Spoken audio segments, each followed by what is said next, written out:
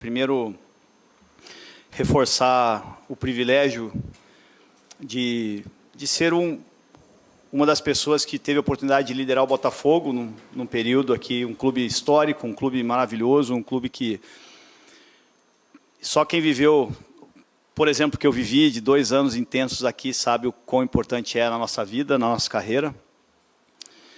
E eu queria expressar toda a minha gratidão pelo John, que é um cara especial, é um cara acima da curva, é um cara que confiou no meu trabalho, confiou a mim iniciar esse projeto com ele, iniciar esse sonho com ele do Botafogo como SAF, primeira SAF de um clube da Série A no futebol brasileiro, e eu recebi esse presente dele.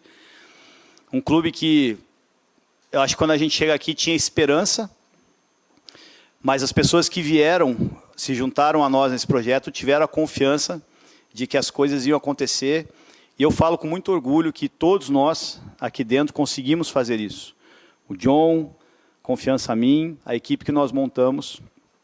E eu também fui privilegiado de poder trazer o irmão que o futebol me deu, que é o Alessandro Brito, que é um cara espetacular, que tem uma família maravilhosa, que topou vir para cá, junto comigo. Nós chegamos juntos.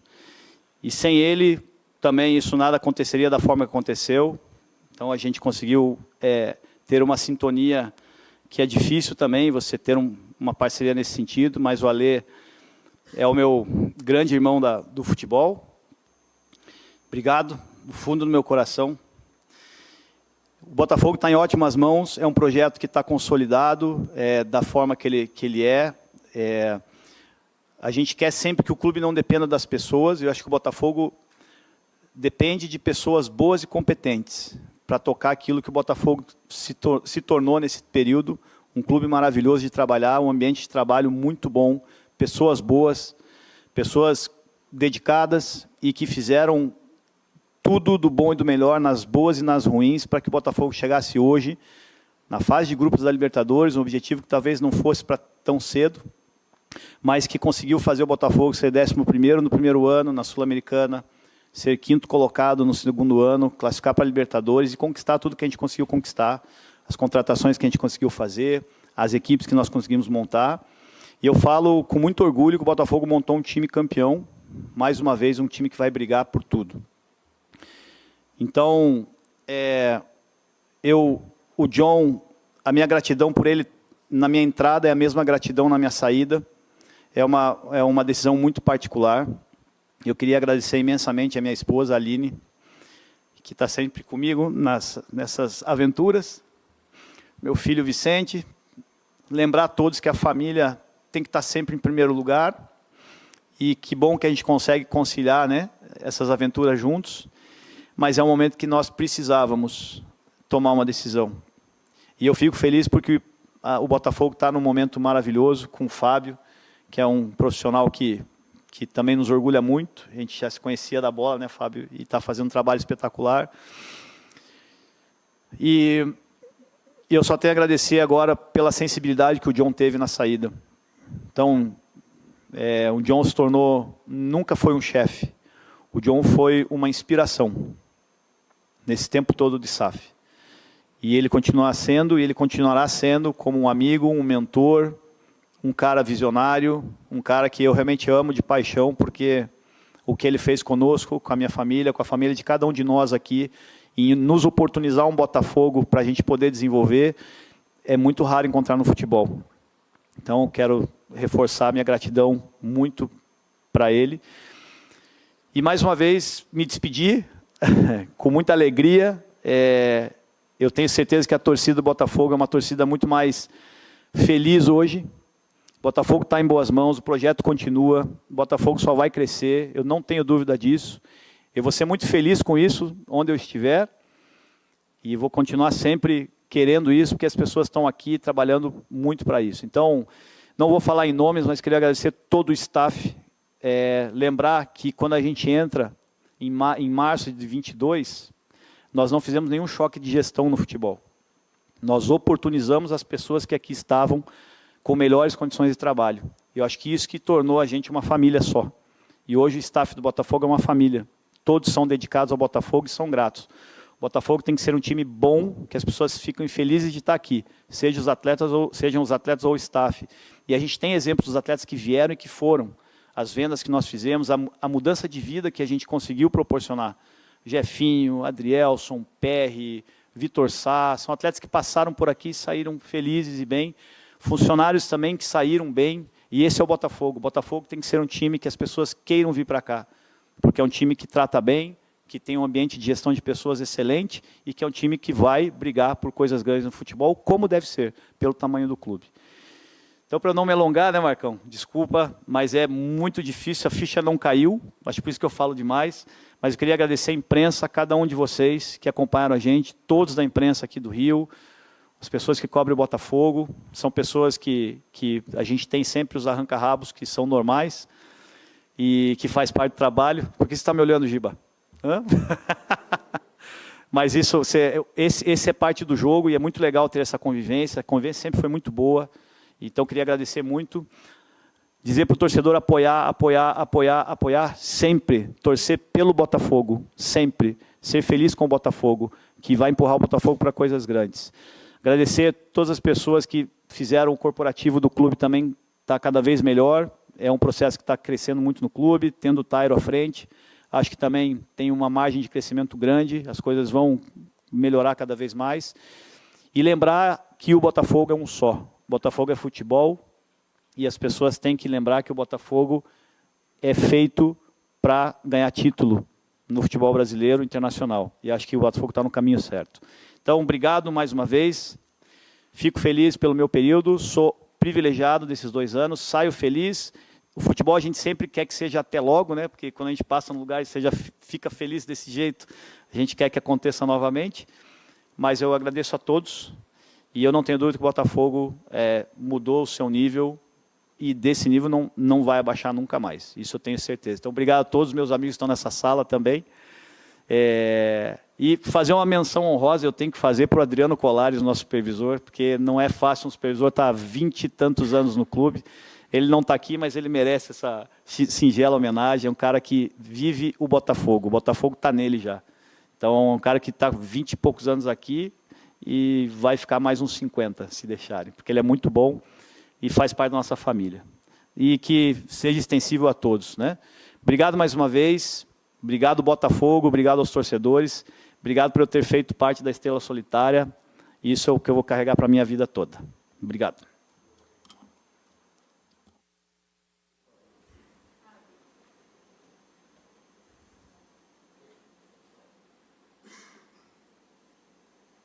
Valeu. Fábio, boa noite, parabéns pela vitória e pela classificação.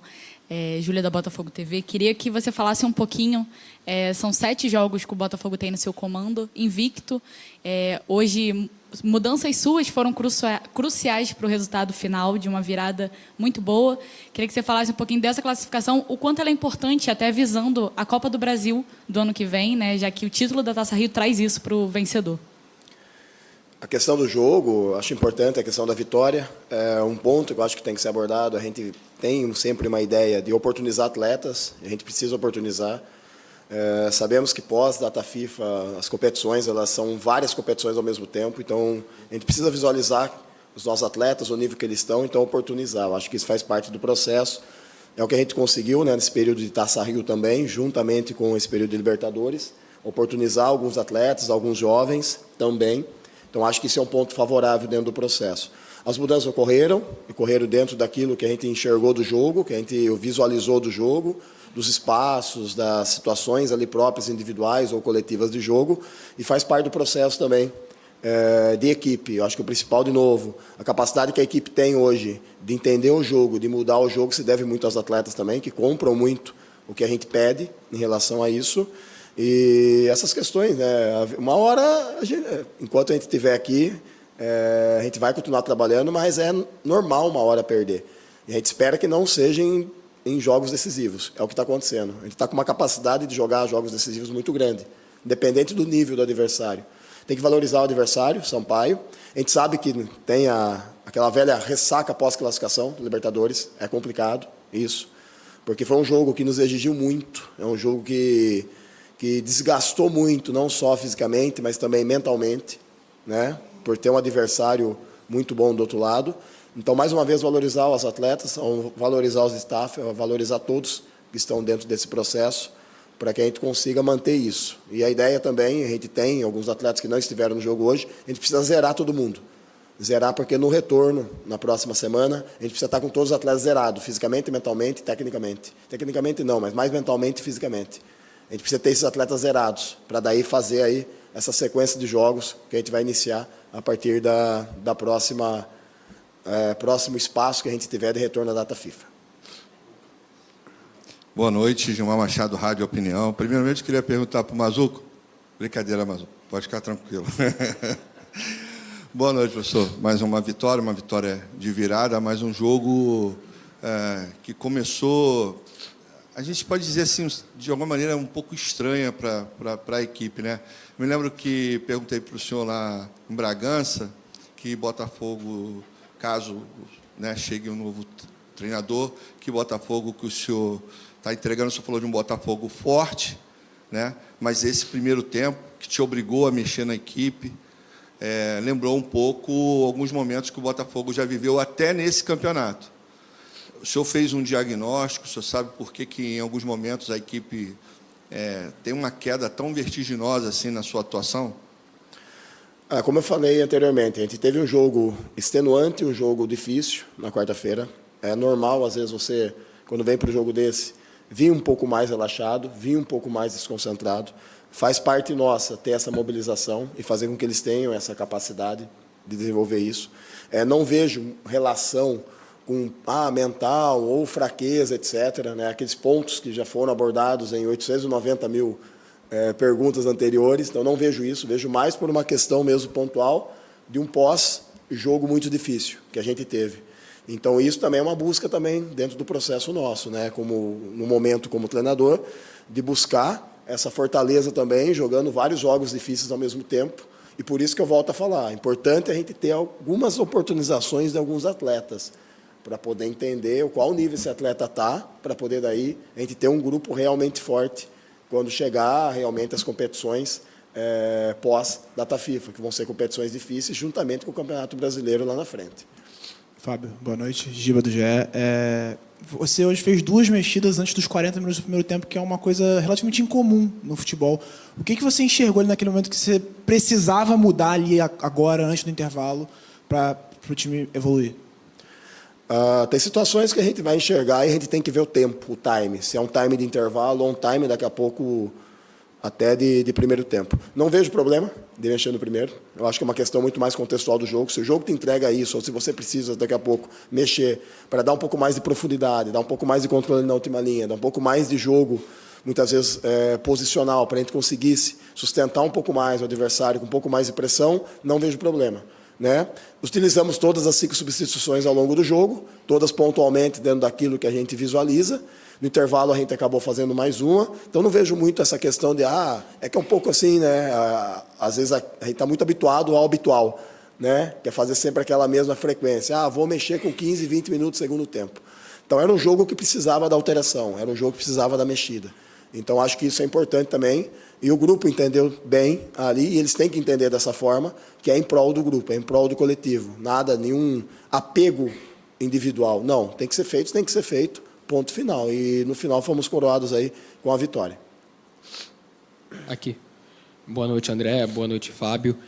Começar perguntando ao André, você estava falando que você chegou ao Botafogo há 2 temporadas, um pouco mais, pegando o início dessa. E aí a pergunta minha seria, o que você acha que, desde que você entrou, qual salto, em qual área, em qual parte do Botafogo melhorou, que mudou? Qual é o legado, a princípio, você deixou, que você percebe que pode ter mudado na estrutura do Botafogo? E para o Fábio Matias, por enquanto você ainda é o técnico interino, só Deus sabe como vai ser o seu destino, mas vai ter o período da data FIFA para treinar. E para um técnico, por enquanto, interino, qual é o momento para você fazer uns treinos para preparar um terreno, talvez, para um técnico que possa vir no futuro, que já tem uma ideia de jogo estabelecida, ou aplicar um treino de uma forma que você já pensa de futebol com que você vem trabalhando com esses jogadores? Qual é a linha tênue disso? Para preparar um terreno para um próximo técnico ou aplicar um método de trabalho que você já possui? Eu acho que a evolução visível que o Botafogo teve foi estrutural. A gente tem o Nilton Santos remodelado, a gente tem o Lonier remodelado. Então, assim, a estrutura melhorou demais. Mas, para mim, a grande evolução é a invisível, que foi a questão do ambiente, da gestão de pessoas e da mentalidade. Acho que hoje os profissionais do Botafogo já sabem a exigência e o nível de exigência que o clube quer. E esse trabalho foi feito ao longo, desde o início. E hoje eu não tenho dúvida que a mentalidade do clube, né, das pessoas que aqui estão, a gestão de pessoas que é feita de todo mundo, das lideranças, do staff, no dia a dia, isso faz toda a diferença. Porque isso reflete nos atletas também, reflete nos profissionais. É aquilo que eu comentei um pouquinho. O ambiente do Botafogo hoje é um ambiente de alto nível de exigência, de profissionalismo, mas também de ambiente organizado, né, de pessoas que estão em prol de um objetivo comum. Então, acho que a mentalidade, a gestão de pessoas, essa competitividade a gente conseguiu realmente implementar e o Botafogo tende só realmente a crescer. Sobre a pergunta, eu na minha concepção de como hoje, na linha de frente, como treinador, para mim o treino ele é super importante. O treino gera comportamento, gera conceito, gera ideias. Nós, até o presente momento, estou aqui com o Alessandro e com o Mazuco, a gente treinos para gerar isso, praticamente a gente não teve, a gente teve muito pouco. Você tem uma média aí de X número de treinos para gerar esses conceitos que a gente pensa em relação a macro, micro, etc. Teremos agora, na volta, independente de eu ser ou não, um período de treinos até a final da Taça Rio. A gente tem ainda uma definição da taça, então pelo menos nós teremos uma semana cheia, que é uma semana onde a gente consegue gerar isso. Mas, como eu falei anteriormente, é importante a gente estar com todos os atletas em mãos para poder fazer isso. Então, a ideia nossa, até hoje, em relação aos atletas, foi não trazer, que tem alguns caras que estão um pouquinho baleados aí, em relação aos jogos e a sequência que teve para zerar. Então, eu sou baseado no treino. A gente precisa do treino para gerar comportamento e critério. O que a gente tem feito hoje são ajustes pontuais de pré-jogo, ajustes pontuais.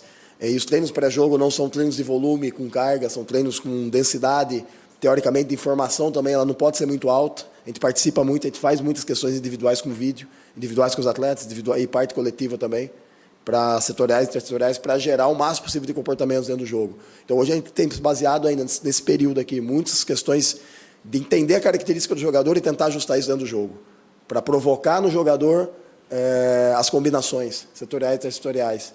Quando você começa a dar treino, você começa a fazer outras coisas, gerar comportamentos específicos. Comportamento de bola coberta e bola descoberta, modelo de pressão, não pressão, comportamento de retirada da bola da zona de pressão, comportamento de fase 1 para 2 de construção, que é um ponto que nós, como equipe, precisamos evoluir. A gente sabe disso, só que a gente precisa construir. Então, assim, a gente tem um processo agora de tempo para poder fazer isso, mas é tijolo a tijolo, porque a temporada é muito longa. E, de novo, tenho que respeitar muito as características dos jogadores que hoje o Botafogo tem para conseguir gerar esses comportamentos de equipe aí. Então, para mim, tudo se baseia na relação do treino. O treino, para mim, é super importante para desenvolver isso. Treino para o jogo. Você treina para o jogo, né? E a gente tem, hoje, poucos treinos para isso. Tá? São treinos mais de ajustes posicionais ali e situacionais, pensando só no jogo, naquele jogo. E, dessa forma, a gente tem trabalhado essas 3 semanas. Qual?